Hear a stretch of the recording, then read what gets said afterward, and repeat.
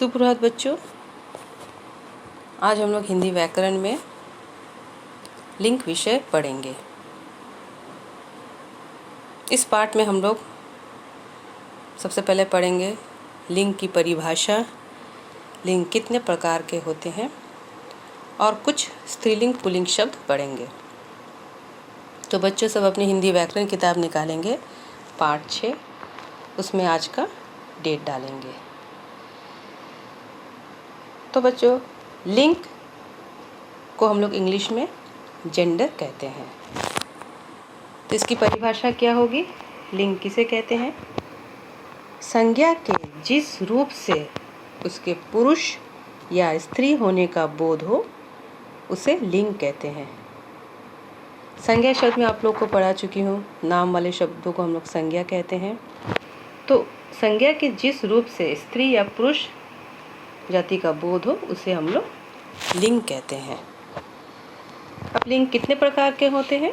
लिंग 2 प्रकार के होते हैं। पहला है पुल्लिंग। पुल्लिंग क्या है?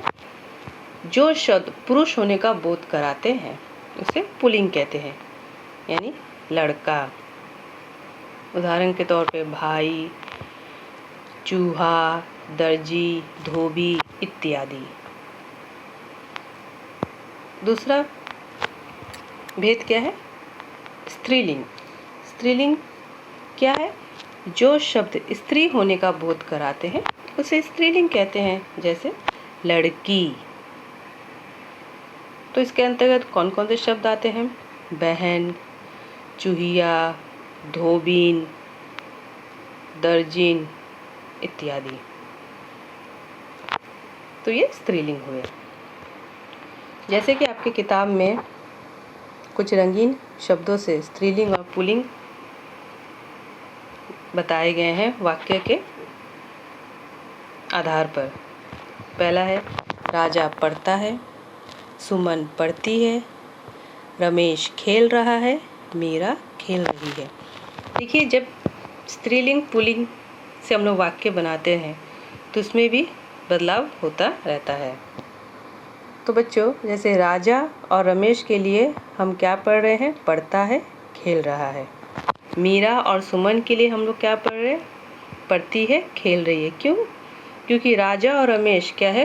पुल्लिंग है और मीरा और सुमन क्या है? स्त्रीलिंग है। इसीलिए पढ़ती है, खेल रही है और पढ़ता है, खेल रहा है हो जा रहा है।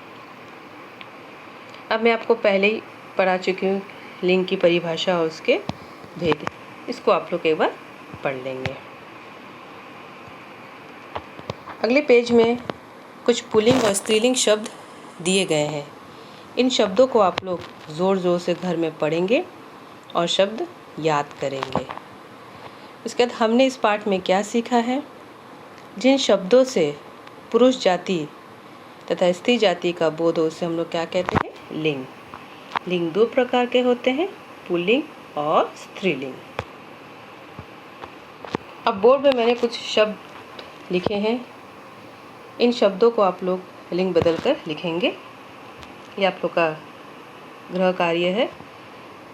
पहला शब्द है बच्चा, दूसरा पुत्र, तीसरा गायक, चौथा नौकर, 5 गाय, 6 मोर, 7 पिता, 8 बूढ़ा, 9 बकरा, 10 बिल्ली।